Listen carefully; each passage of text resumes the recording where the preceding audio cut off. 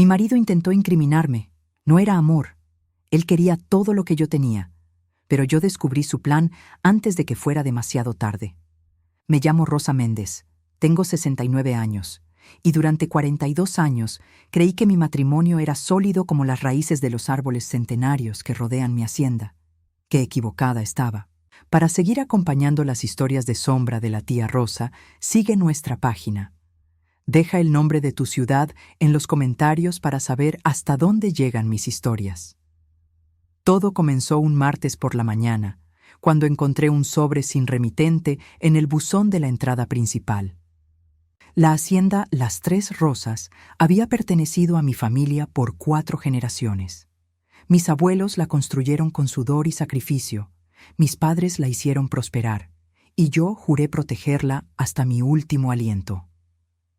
Abrí el sobre con manos temblorosas. Dentro había una sola línea escrita a mano. Tu marido no es quien tú piensas. Revisa los documentos del registro de propiedades. Mi corazón se aceleró. Durante años, Roberto había manejado todos los papeles legales de la hacienda. Tú no entiendes de esas cosas, mi amor, me decía siempre con una sonrisa condescendiente. Déjame a mí los asuntos complicados. Yo había confiado. Qué tonta fui. Esa tarde, mientras Roberto estaba en el pueblo supuestamente comprando herramientas, decidí revisar su oficina, algo que nunca había hecho en más de 4 décadas. Abrí el cajón de su escritorio y encontré una carpeta marcada como Documentos personales, confidencial. Dentro había papeles del registro de propiedades. Mi sangre se congeló cuando leí las fechas. 3 intentos en los últimos 2 años de transferir la propiedad únicamente a su nombre. 3 intentos que habían sido rechazados porque se requería mi firma notariada. Pero había un 4º documento. Este era más reciente, de apenas 3 semanas atrás. Un documento donde M.I. firma aparecía claramente. Una firma que yo jamás había puesto en ese papel. Él había falsificado mi firma. Mis manos temblaban tanto que casi dejé caer los papeles. Seguí revisando y encontré algo más. Fotografías. Roberto con una mujer joven, tal vez de 30 años, la hija de don Ernesto, nuestro vecino. Ella sonreía mientras él le mostraba planos de M.I. Hacienda, señalando áreas con un marcador rojo. En el reverso de una foto había una nota escrita por él. Pronto todo esto será nuestro, mi amor. Solo es cuestión de tiempo. Sentí que el piso se movía bajo mis pies. 42 años de matrimonio eran una mentira, pero entonces encontré algo que convirtió mi tristeza en furia. Un segundo teléfono celular escondido en el fondo del cajón. Lo encendí con dedos temblorosos. No tenía contraseña. Qué arrogante era Roberto, tan seguro de que yo nunca me atrevería a revisar sus cosas. Los mensajes con ella, con Valentina, me mostraron la verdad completa. Llevaban 2 años planeando mi destino. Él le prometió la hacienda como regalo de bodas, cuando finalmente se casaran. Se casarían después de que él se deshiciera del problema. Yo era el problema. Continué leyendo, con lágrimas quemando mis ojos. Discutían cómo hacer que yo pareciera mentalmente incapaz. Las mujeres de su edad pierden la cabeza fácilmente, escribió Roberto. El médico del pueblo me debe favores. Mi respiración se aceleró. Escuché el motor de su camioneta acercándose por el camino de tierra. Con manos temblorosas, fotografié cada documento, cada mensaje con mi propio teléfono. Devolví todo a su lugar exactamente como lo encontré. Cuando Roberto entró por la puerta, yo estaba en la cocina preparando café como todas las tardes. Me miró con esa sonrisa que durante años me había parecido encantadora y que ahora veía como lo que realmente era, la máscara de un depredador. ¿Cómo estuvo tu día, mi amor?, me preguntó besando mi mejilla. Tranquilo, respondí con voz serena que no reconocí como mía. Muy tranquilo. Esa noche, mientras él dormía en nuestra cama, yo permanecí despierta mirando al techo. Las vigas de madera que mi abuelo instaló con sus propias manos parecían observarme, esperando mi decisión. Roberto había cometido un error fatal. Subestimó a la mujer con quien se casó. Pensó que yo era débil, ignorante, fácil de manipular. No sabía que las mujeres de mi familia somos como los nopales del desierto. Florecemos en la adversidad y nuestras espinas son mortales cuando nos atacan. Al amanecer, tomé una decisión. No sería la víctima de esta historia, sería quien escribiera el final. Mi marido intentó incriminarme, no era amor. Él quería todo lo que yo tenía, pero yo descubrí su plan antes de que fuera demasiado tarde. Me llamo Rosa Méndez. Tengo 69 años. Y durante 42 años creí que mi matrimonio era sólido como las raíces de los árboles centenarios que rodean mi hacienda. Qué equivocada estaba. Todo comenzó un martes por la mañana, cuando encontré un sobre sin remitente en el buzón de la entrada principal. La hacienda, Las Tres Rosas, había pertenecido a mi familia por 4 generaciones. Mis abuelos la construyeron con sudor y sacrificio. Mis padres la hicieron prosperar. Y yo juré protegerla hasta mi último aliento. Abrí el sobre con manos temblorosas. Dentro había una sola línea escrita a mano. Tu marido no es quien tú piensas. Revisa los documentos del registro de propiedades. Mi corazón se aceleró. Durante años, Roberto había manejado todos los papeles legales de la hacienda. Tú no entiendes de esas cosas, mi amor, me decía siempre con una sonrisa condescendiente. Déjame a mí los asuntos complicados. Yo había confiado. Qué tonta fui.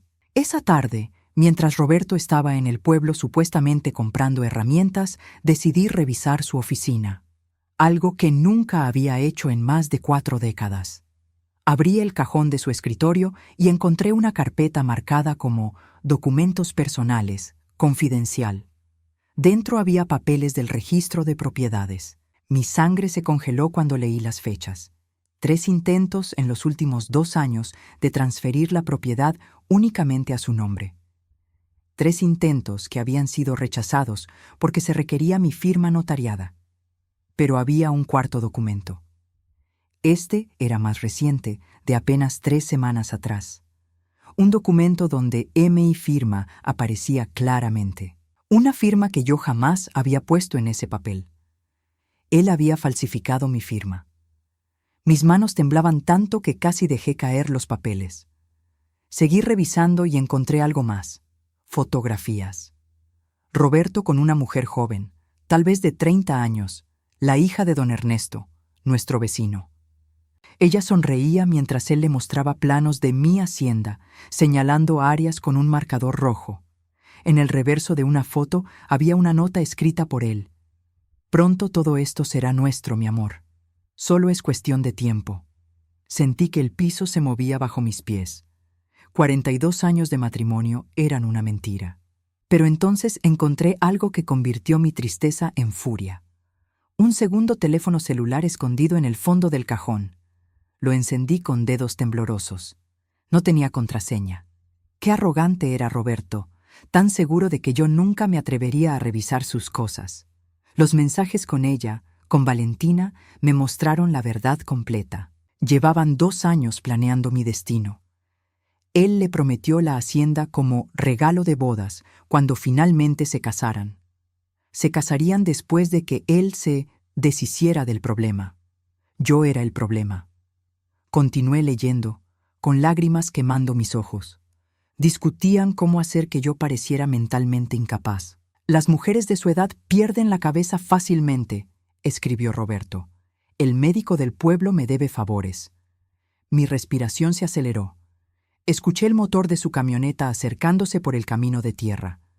Con manos temblorosas, fotografié cada documento, cada mensaje con mi propio teléfono. Devolví todo a su lugar exactamente como lo encontré. Cuando Roberto entró por la puerta, yo estaba en la cocina preparando café como todas las tardes. Me miró con esa sonrisa que durante años me había parecido encantadora y que ahora veía como lo que realmente era, la máscara de un depredador. «¿Cómo estuvo tu día, mi amor?», la preguntó besando mi mejilla. «Tranquilo», respondí con voz serena que no reconocí como mía. «Muy tranquilo». Esa noche, mientras él dormía en nuestra cama, yo permanecí despierta mirando al techo. Las vigas de madera que mi abuelo instaló con sus propias manos parecían observarme, esperando mi decisión. Roberto había cometido un error fatal. Subestimó a la mujer con quien se casó. Pensó que yo era débil, ignorante, fácil de manipular. No sabía que las mujeres de mi familia somos como los nopales del desierto. Florecemos en la adversidad y nuestras espinas son mortales cuando nos atacan. Al amanecer, tomé una decisión. No sería la víctima de esta historia. Sería quien escribiera el final. Patricia regresó el lunes con noticias que cambiaron todo. Traía consigo a un contador forense llamado Mauricio Quintana, especializado en fraudes financieros. «Tía Rosa, lo que encontramos es peor de lo que imaginábamos», dijo Patricia colocando carpetas gruesas sobre la mesa del comedor. «Mauricio necesita explicarte algunos detalles». El contador abrió su laptop y me mostró hojas de cálculo llenas de números rojos. «Señora Rosa, su esposo ha desviado aproximadamente $890,000 de las ganancias de la hacienda en los últimos 8 años. Casi me desmayo. $900,000. ¿Cómo es posible?», susurré. Yo firmaba los documentos, revisaba las cuentas. «Los documentos que usted firmaba eran versiones falsificadas», explicó Mauricio. Su esposo creó un sistema de doble contabilidad. Le mostraba libros falsos mientras manejaba las cuentas reales en secreto. Me mostró las pruebas, recibos de ventas de ganado que nunca vi, contratos de arrendamiento de tierras que desconocía completamente, pagos de empresas mineras por permisos de exploración que jamás autoricé. «Pero hay algo más grave», continuó Mauricio con expresión seria. «Descubrí que hace 5 años, cuando su padre falleció, usted heredó una cuenta de inversiones que su padre mantuvo en secreto. Una cuenta por valor de $2 millones. Mi padre siempre fue previsor, siempre pensando en protegerme. Murió de un infarto repentino 5 años atrás, y yo quedé destrozada por meses». «¿Una cuenta de inversiones?», pregunté confundida. «Nunca supe de esa cuenta». «Exactamente», dijo Patricia, «porque Roberto interceptó la correspondencia del banco. Falsificó tu firma en los documentos de heredero y transfirió todo el dinero a una cuenta que él controla». Las lágrimas corrieron por mi rostro. Mi padre había trabajado toda su vida para dejarme protegida y Roberto le robó hasta eso. «Hay más», agregó Mauricio. «Esa cuenta tenía instrucciones específicas de su padre. El dinero debía dividirse, una parte para usted y otra para crear un fideicomiso educativo para jóvenes del pueblo. Su padre quería ayudar a estudiantes de familias campesinas. El sueño de mi padre. Él siempre decía que la educación era la única herencia real que podíamos dar. Y Roberto destruyó ese legado para alimentar sus vicios y su traición». «¿Dónde está ese dinero ahora?», pregunté limpiándome las lágrimas. «Lo rastreamos», respondió Mauricio. «La mayor parte la perdió en casinos, aproximadamente $400,000. Otros $300,000 los usó para comprar propiedades a nombre de Valentina. El resto está en cuentas en el extranjero». Patricia sacó más documentos. «Tía, también investigamos al doctor Salazar. Encontramos que Roberto le ha pagado $50,000 en los últimos 2 años, y conseguimos esto». Me entregó una grabación de audio. Era una conversación entre Roberto y el doctor. «Necesito que prepares los documentos médicos», decía la voz de Roberto. «Entonces, dictámenes que demuestren que Rosa está perdiendo la capacidad mental. Olvidos frecuentes, desorientación, incapacidad para manejar sus asuntos». «Roberto, eso es muy arriesgado», respondía el doctor nerviosamente. «Te estoy pagando precisamente para que tomes esos riesgos. Además, si no cooperas, cierta gente del casino sabrá que les debes $200,000 y ellos no son tan pacientes como yo». Era chantaje. Roberto estaba chantajeando al doctor para que falsificara reportes médicos sobre mí. «¿Cómo conseguiste esta grabación?», pregunté a Patricia. «El doctor Salazar tiene una secretaria que ya no soportaba ser cómplice. Ella grabó varias conversaciones y nos las entregó. Está dispuesta a testificar».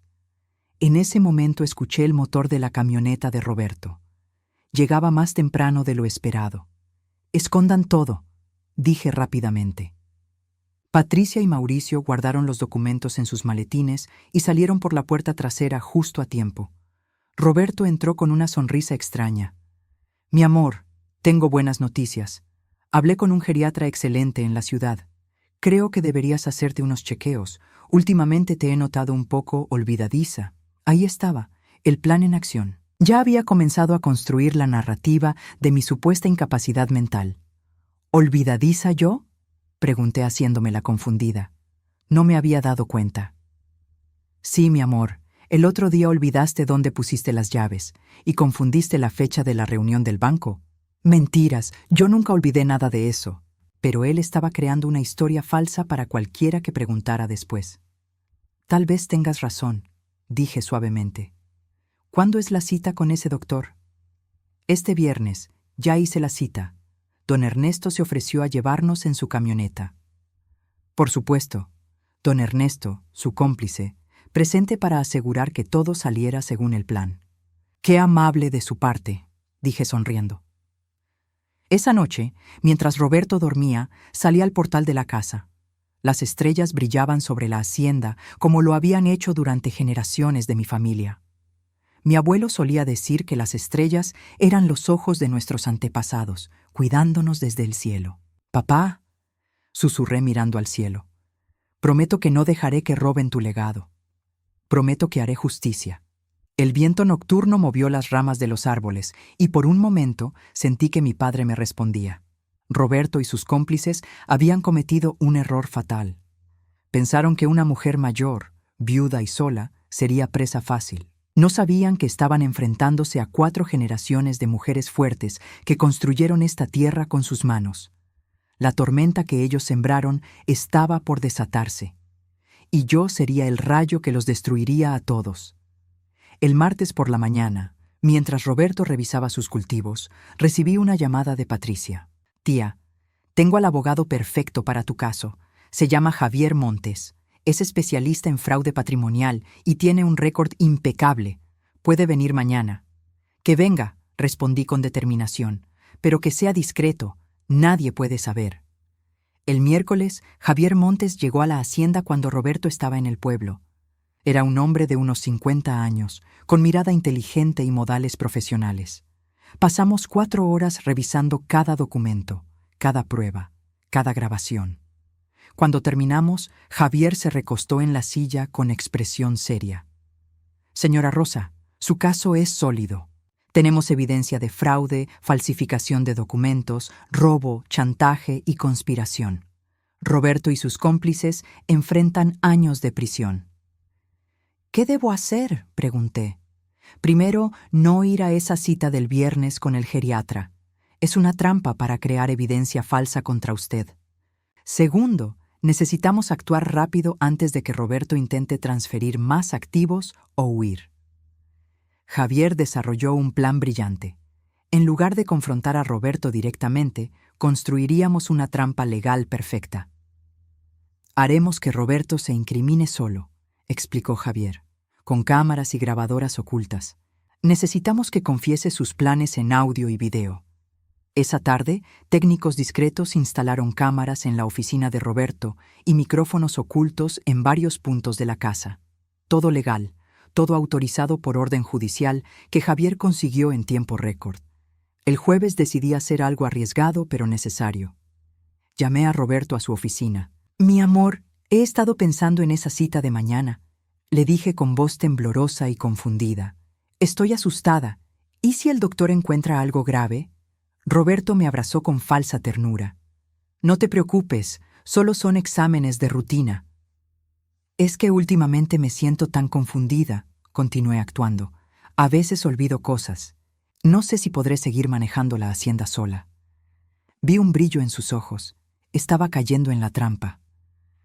Bueno, tal vez deberíamos considerar algunas opciones, dijo suavemente. Podríamos transferir algunas responsabilidades. Hacer que yo tenga más control legal sobre las propiedades, solo para protegerte. ¿Tú crees?, pregunté haciéndome la ingenua. Sí, mi amor. De hecho, traje unos documentos que deberías firmar, solo como precaución. Sacó papeles de su escritorio. Eran documentos de poder legal total, transferencia de propiedades, autorización para vender tierras. Todo redactado para darle control absoluto sobre mi vida y mis bienes. Necesito leerlos primero, dije. No te preocupes por los detalles técnicos, respondió rápidamente. Yo ya los revisé. Solo firma aquí, aquí y aquí. Las cámaras ocultas grababan cada palabra, cada gesto, cada mentira. Déjame pensarlo hasta mañana, dije, después de la cita con el doctor. Vi frustración en su rostro, pero asintió. Como quieras, mi amor. Esa noche, Roberto hizo algo que selló completamente su destino. Llamó a Valentina desde su teléfono secreto sin saber que habíamos intervenido la línea. Todo va según el plan, le dijo. Mañana el doctor Ramírez, el geriatra, firmará los documentos que necesitamos. Ya le pagué $30,000. ¿Y si ella se resiste a firmar los papeles? Preguntó Valentina. No se resistirá. La tengo justo donde quiero. Está asustada y confundida. Piensa que realmente está perdiendo la cabeza. Tu padre dijo que debemos acelerar todo. Los compradores de las tierras del norte están impacientes. Oh, dile a mi suegro que en 2 semanas la hacienda completa estará en nuestras manos. Rosa estará internada en alguna clínica psiquiátrica y nosotros seremos dueños de todo. Escuché cada palabra desde el cuarto contiguo, con auriculares conectados al sistema de grabación. Patricia y Javier estaban conmigo, documentando todo. ¿Escucharon eso? Susurré. Don Ernesto tiene compradores esperando. Ya tenemos suficiente evidencia, dijo Javier. Mañana ejecutaremos el plan. El viernes por la mañana, Roberto estaba nervioso pero emocionado. Don Ernesto llegó puntual en su camioneta. ¿Lista, Rosa?, preguntó Roberto. Sí, respondí poniéndome mi mejor vestido. Pero primero necesito hacer una llamada. Marqué un número en mi teléfono. Roberto y don Ernesto me miraban confundidos. Ya pueden entrar, dije simplemente. La puerta principal se abrió. Entraron Patricia, Javier Montes, el contador Mauricio, 2 agentes de la policía judicial y un notario público. El color abandonó el rostro de Roberto. Don Ernesto intentó retroceder, pero los agentes bloquearon la salida. ¿Qué es esto?, tartamudeó Roberto. Esto, dije con voz firme y clara, es justicia. Javier Montes dio un paso adelante. Roberto Guzmán, don Ernesto Vega, están siendo acusados formalmente de fraude patrimonial, falsificación de documentos, robo agravado, chantaje y conspiración para cometer secuestro. ¿Secuestro?, preguntó Roberto con voz temblorosa. Intentar internar a alguien en una institución psiquiátrica usando documentos médicos falsos es legalmente clasificado como secuestro, explicó Javier. Tenemos grabaciones de ustedes planeando exactamente eso. Los agentes les leyeron sus derechos mientras los esposaban. Roberto me miraba con odio puro. Esto no ha terminado, amenazó. Tengo contactos, abogados. Como el doctor Ramírez, el geriatra que te iba a ayudar, interrumpí. Él está siendo arrestado en este momento en su consultorio. Resulta que cuando la policía le ofreció inmunidad a cambio de su testimonio, confesó todo. Don Ernesto lloraba como un niño. Rosa, por favor, somos vecinos desde siempre. Nuestras familias construyeron esta tierra con honor, respondí fríamente. Tú destruiste ese legado por codicia. Mientras los llevaban arrestados, saqué el teléfono y llamé a Valentina. Valentina, soy Rosa. Sí, la vieja tonta que creíste que sería fácil de robar. Te sugiero que busques un buen abogado. La policía va en camino a tu casa. Colgué y respiré profundo. 42 años de matrimonio habían terminado en ese momento, pero por primera vez en meses sentía que podía respirar libremente. Patricia me abrazó. «Lo lograste, tía». «No», respondí mirando las tierras que se extendían hasta el horizonte. «Lo logramos juntas, como siempre lo han hecho las mujeres de esta familia». ¿Te está gustando la historia? Sigue nuestro canal desde donde nos estás viendo. Los días siguientes fueron un torbellino de actividad legal. Roberto, don Ernesto y Valentina fueron formalmente acusados y permanecieron detenidos sin derecho a fianza debido a la gravedad de los cargos y el riesgo de fuga. El doctor Salazar, quien cooperó completamente con las autoridades, reveló detalles aún más perturbadores. Roberto le había pedido que me recetara medicamentos que causarían confusión mental real, haciendo que sus mentiras sobre mi deterioro se volvieran verdad. «Gracias a Dios nunca te tomaste esas pastillas que te recetó», me dijo Patricia cuando nos enteramos. Eran sedantes fuertes mezclados con otros compuestos que habrían afectado tu memoria y lucidez. Me estremecí pensando en cuán cerca había estado del desastre. Las pastillas seguían en el botiquín, sin abrir. Algo en mi instinto me había dicho que no las tomara. El lunes, 2 semanas después de los arrestos, llegó el momento que estaba esperando, la audiencia de lectura de cargos. Javier me había preparado para testificar. Entré a la sala del tribunal con la cabeza en alto. Roberto estaba sentado con su abogado, un hombre nervioso que claramente sabía que el caso era imposible de defender. Cuando nuestros ojos se encontraron, Roberto desvió la mirada. Don Ernesto lucía demacrado, como si hubiera envejecido 10 años en 2 semanas. Valentina lloraba silenciosamente junto a su abogada. «La corte llama a declarar a la señora Rosa Méndez de Guzmán», anunció el juez. Me levanté y caminé hacia el estrado. Con voz firme y clara, relaté todo. Los años de robo sistemático, la herencia de mi padre robada, el plan para declararme incapaz mentalmente, el intento de internarme. Presentamos las grabaciones. La sala quedó en silencio absoluto cuando escucharon la voz de Roberto diciendo: «En 2 semanas la hacienda completa estará en nuestras manos. Rosa estará internada en alguna clínica psiquiátrica». Vi a Roberto hundirse en su silla. Ya no había arrogancia en su rostro, solo la comprensión de que estaba completamente destruido. Entonces llegó el turno del fiscal de presentar evidencia adicional. Lo que reveló me dejó sin aliento. «Su señoría, durante la investigación descubrimos que esta no es la primera vez que el acusado Roberto Guzmán comete este tipo de fraude», anunció el fiscal. «Hace 20 años, antes de casarse con la señora Rosa, estuvo casado con otra mujer llamada Elena Contreras». Mi corazón dejó de latir por un segundo. ¿Otra esposa? Elena Contreras era dueña de una pequeña propiedad agrícola en el estado vecino. El señor Guzmán usó tácticas similares. La aisló de su familia, manejó sus finanzas y eventualmente intentó declararla mentalmente incapaz. Sin embargo, Elena murió antes de que pudiera completar su plan. ¿Murió?, pregunté con voz apenas audible. «De un supuesto accidente doméstico. Cayó por las escaleras de su casa. La investigación en ese momento concluyó que fue accidental, pero las circunstancias eran sospechosas. Nunca hubo autopsia completa». Miré a Roberto con horror. Ese hombre con quien había compartido más de 4 décadas no solo era un ladrón, potencialmente era un asesino. «Estamos solicitando la reapertura del caso de Elena Contreras», continuó el fiscal. «Creemos que hay suficiente evidencia para investigar su muerte como homicidio». Roberto finalmente habló. Su voz era un susurro quebrado. «Yo no la maté. Fue un accidente. Como fue un accidente que mi esposa casi tomara medicamentos que la habrían dejado incapacitada», respondió el fiscal. «Como fue casualidad que intentara robar la herencia del padre de la señora Rosa. Los patrones son demasiado claros». El abogado de Roberto intentó objetar, pero el juez lo silenció. Cuando me tocó el turno de hablar directamente al tribunal sobre el impacto de estos crímenes, me puse de pie. «Su señoría», comencé con voz que no temblaba. «Durante 42 años creí que estaba en un matrimonio real. Creí que el hombre a mi lado me amaba y protegía. Descubrir que todo era una mentira, que solo era un objetivo, una víctima a explotar. Eso destruye algo fundamental en el alma».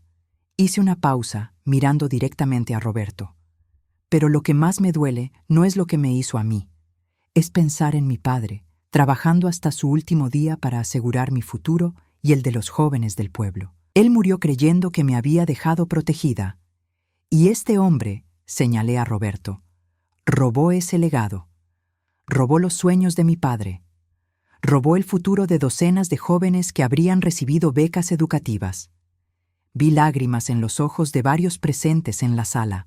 Pido a este tribunal no solo justicia para mí, sino justicia para Elena Contreras, quien quizás no tuvo la suerte de descubrir el plan a tiempo, y justicia para todas las mujeres mayores que son vistas como presas fáciles por depredadores que se disfrazan de esposos amorosos.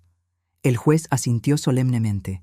Gracias, señora Méndez. Su testimonio ha sido muy valioso. Entonces llegó el momento que cambiaría todo. El juez se dirigió a Roberto. Señor Guzmán, en mi experiencia de 30 años como juez, raramente he visto un caso de abuso de confianza tan sistemático y cruel. No solo robó dinero y propiedades, sino que intentó robar la dignidad, la libertad y la identidad misma de su esposa. Los cargos contra usted incluyen fraude agravado, falsificación de documentos, chantaje, conspiración para secuestro, y ahora está bajo investigación por homicidio. Permanecerá detenido sin fianza hasta el juicio. Roberto bajó la cabeza completamente derrotado. El juez continuó. En cuanto a don Ernesto Vega y Valentina Vega, sus roles como conspiradores son igualmente graves. Permanecerán detenidos. Después de la audiencia, Patricia me abrazó en el pasillo del tribunal. Tía, fuiste increíble ahí dentro. Solo dije la verdad, respondí. Y la verdad siempre es poderosa. Esa noche, de regreso en mi hacienda, caminé por los campos bajo la luz de la luna. Por primera vez en meses, la tierra me parecía realmente mía nuevamente. Mi teléfono sonó. Era Javier. Rosa, tengo noticias. Recuperamos $340,000 de las cuentas de Roberto. El resto tomará tiempo, pero lo conseguiremos. Sonreí. El dinero era importante, pero lo que realmente había recuperado era mucho más valioso. Mi libertad, mi dignidad y mi futuro. 6 meses después de aquel viernes que cambió mi vida, me senté en el portal de mi casa observando el amanecer sobre los campos de la hacienda Las Tres Rosas. El juicio había terminado. Roberto fue sentenciado a 18 años de prisión por fraude, falsificación y conspiración. Don Ernesto recibió 12 años y Valentina, quien cooperó parcialmente con las autoridades, recibió 8 años con posibilidad de libertad condicional. La investigación sobre la muerte de Elena Contreras seguía abierta. Los restos fueron exhumados y la nueva autopsia reveló fracturas inconsistentes con una simple caída. Roberto enfrentaba ahora cargos adicionales de homicidio. Probablemente moriría en prisión. No sentí alegría por su destrucción, solo una profunda paz al saber que no podría hacer daño a ninguna otra mujer. Javier y su equipo lograron recuperar casi $680,000 de los activos robados. No era todo, pero era suficiente para cumplir el sueño de mi padre. Esa mañana inaugurábamos oficialmente la Fundación Educativa Eduardo Méndez, nombrada en honor a mi padre.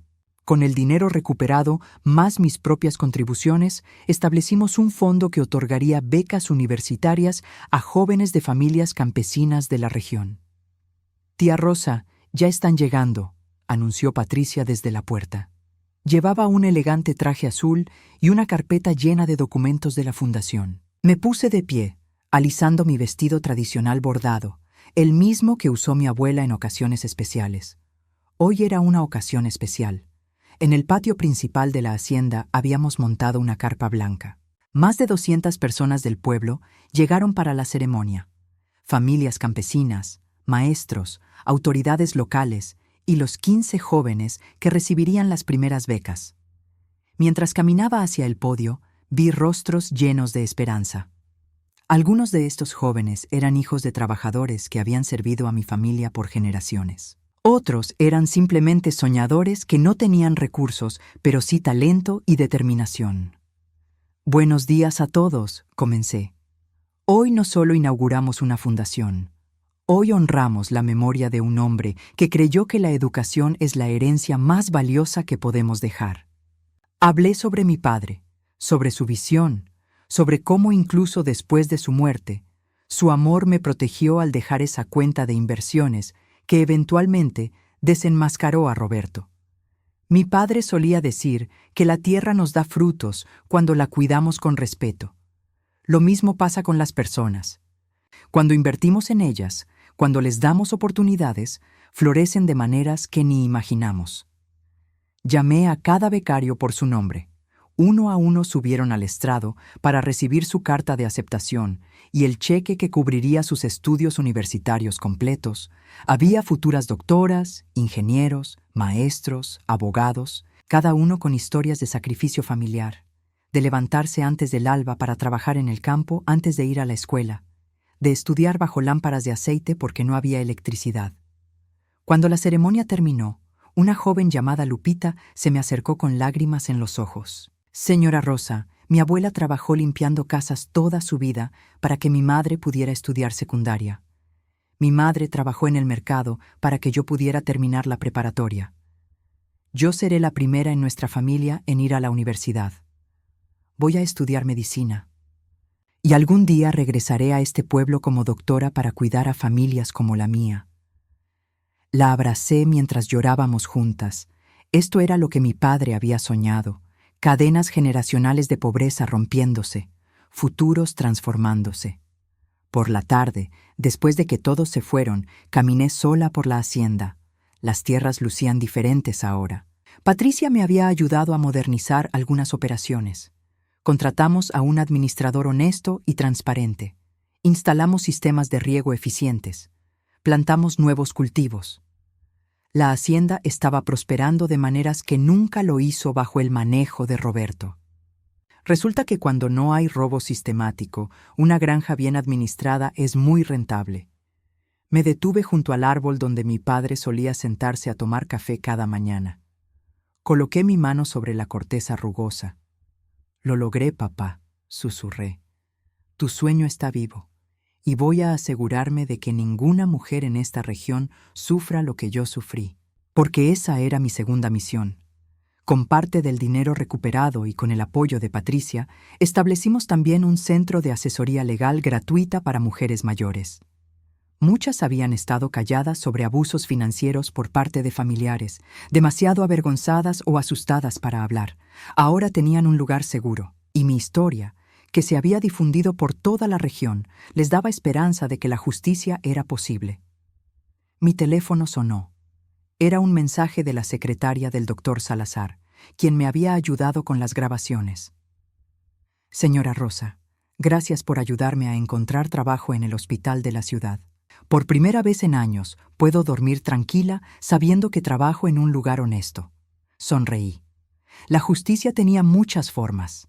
A veces era ver a los culpables en prisión. Otras veces era ayudar a las personas que habían sido forzadas a ser cómplices a encontrar una segunda oportunidad. Esa noche preparé la cena en mi cocina, solo para mí. Ya no cocinaba para complacer a nadie más. Preparé los platillos que me gustaban, en las porciones que quería, a la hora que elegía. Era una libertad pequeña pero profundamente significativa. Después de cenar, salí nuevamente al portal.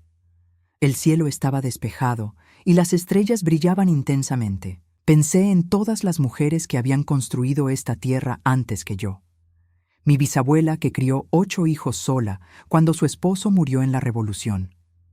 Mi abuela que defendió la hacienda de invasores durante la Guerra Cristera. Mi madre que modernizó las operaciones cuando todos decían que una mujer no podía manejar un negocio. Yo era la última de una línea de mujeres guerreras. Y había probado que esa sangre seguía fuerte en mis venas. Mi teléfono vibró una vez más. Era un correo electrónico de una mujer del pueblo vecino. Había leído sobre mi caso en el periódico y quería saber si podía recibir asesoría. Su hijo estaba intentando quitarle su casa usando documentos falsificados. «Por supuesto», respondí. «Ven mañana a las 10 y trae todos los documentos que tengas. Una más.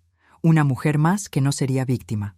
Una familia más que aprendería que las madres, las abuelas, las mujeres mayores no son blancos fáciles, sino fortalezas que no pueden ser derribadas fácilmente».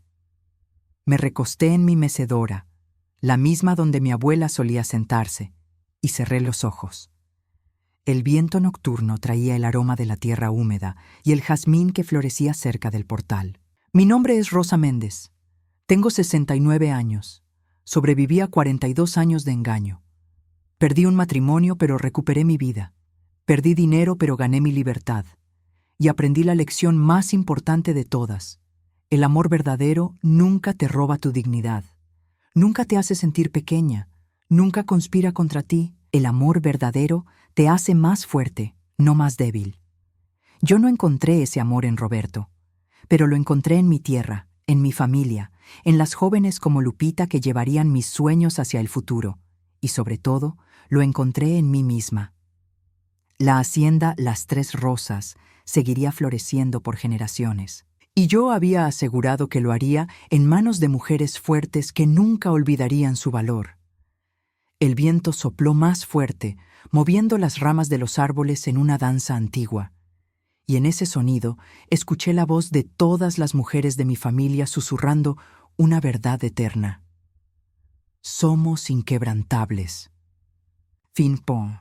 Gracias por acompañar a Rosa en su viaje de traición a triunfo. Si esta historia te inspiró, compártela para que otras mujeres sepan que nunca es tarde para recuperar su poder.